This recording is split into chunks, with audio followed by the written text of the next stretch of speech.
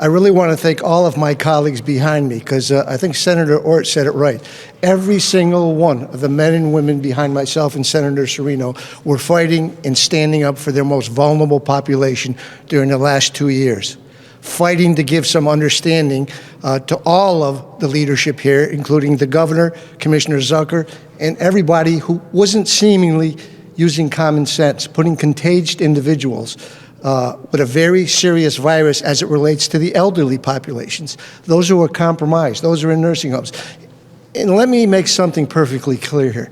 We're not talking about going backwards. We're talking about going forward with this particular proposal for a full investigation, and then a plan and a group of recommendations of how we do the best practices that were in place and the failures that were put in place. That's what this is all about.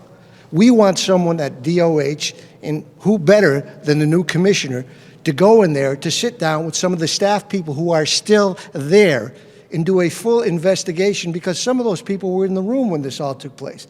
It certainly wasn't just Commissioner Zucker and this governor who said, we're going to lack total common sense, and we're going to say people who had this serious contagion, which spreads, which maybe it doesn't impact young people, but has a profound and serious impact on the elderly and those who are being cared for in nursing homes, immunity-compromised individuals. And I think Senator Ort said it right. At one point he said, they died. What difference does it make? And you know what? When somebody dies in a hospital, that's a hospital death. It's not a nursing home death. You know what that's like saying? I'm in a nursing home.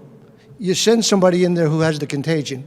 I get it, and I'm so sick I have to go to a hospital. The ambulance picks me up, and I die in the ambulance. Well, that's an ambulance death. It's not, no. To the one extent, he was right.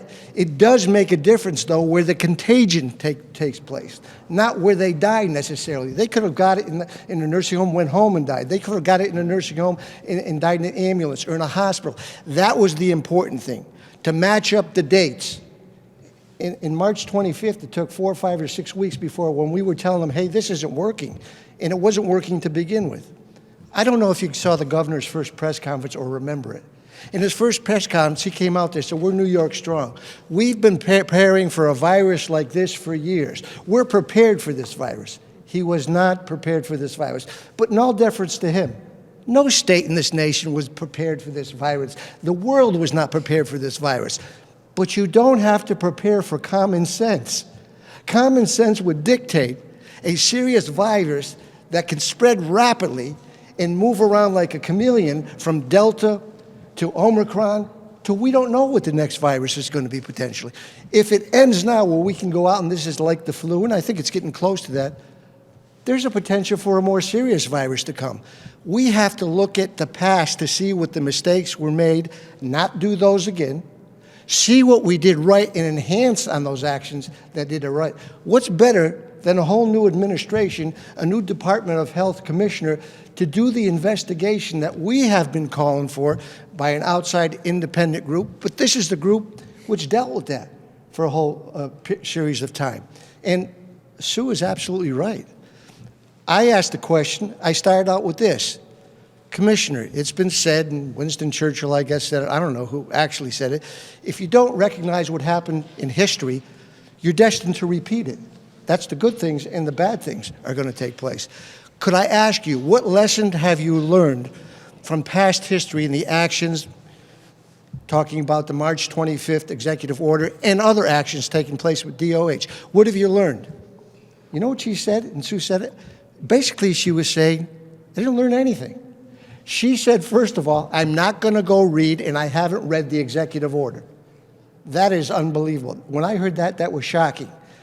And then she said, as has been said, I'm not going to go back and find out what went wrong. I'm not going to unravel it. I'm going to go forward.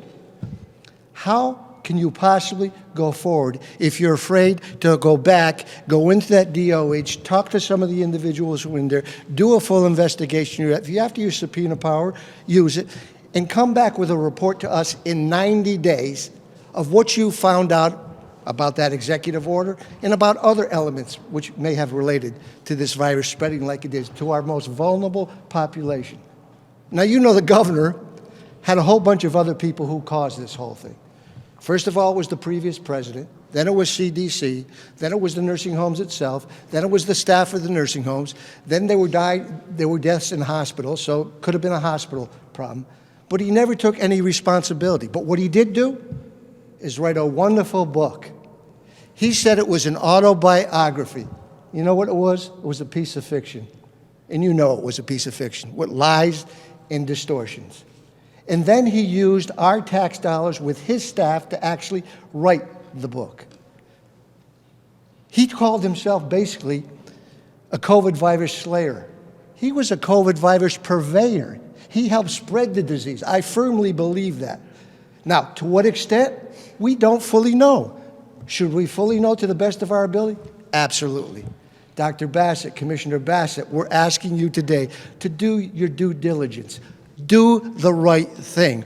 What is the harm in going back and finding out what we did right and what we did wrong? But to suggest I'm just going forward, how is that possible? How is that possible? We don't know what's going to be in front of us. Listen, I hate to say this, it's like those 100-year storms. This is probably going to happen again. And here's what I want to know from her and her plan. I want to see that plan in 90 days. The governor said initially, I don't know if you remember this, the reason why we have to put these people back in the nursing homes, even though they're feeling pretty good, but they still represent they're contagious, we can't discriminate. Just because a person has a contagious disease, you can't. Well, the people who were discriminated against are the ones in the nursing home who were basically healthy, but elderly and compromised to a little bit. That's what this governor said. So what we need to do now is have a plan when so many beds are being utilized and the beds are being full. That may really happen someday. We may really have a virus that we can't control. That is not like Omicron, which is contagious, but not necessarily as harmful, but it's at such a high level. It is killing a lot of people. But it may be at a high level of contagion and a high level of having impact health-wise and taking people's lives. Where are we going to put these individuals who come from a nursing home, who get sick, or who are elderly or about to go into nursing home, who fight their way through it in a hospital, a healthcare facility, get better, and now we're losing beds, and we got to do something with them because they're not actually sick, but they could spread the disease. Where are we going to put them? Port, they never used that boat. Javits, they never used that. We need places throughout the state of New York. Maybe we have to deal with commercial individuals that say, will you be prepared to give us a facility? We've got the beds packed away. We've got the ventilators packed away. We've got the masks packed away. We're ready for anything that comes at us, and we're ready to where we're going to put these most vulnerable people. I don't see that plan right now, because it probably could and very well may happen. And I want to know they're not going to go back into a nursing home. And you know who else wants to know? The family members. I know the leader, and Sue didn't mention this, but we have another bill. You may have seen it in the release we made.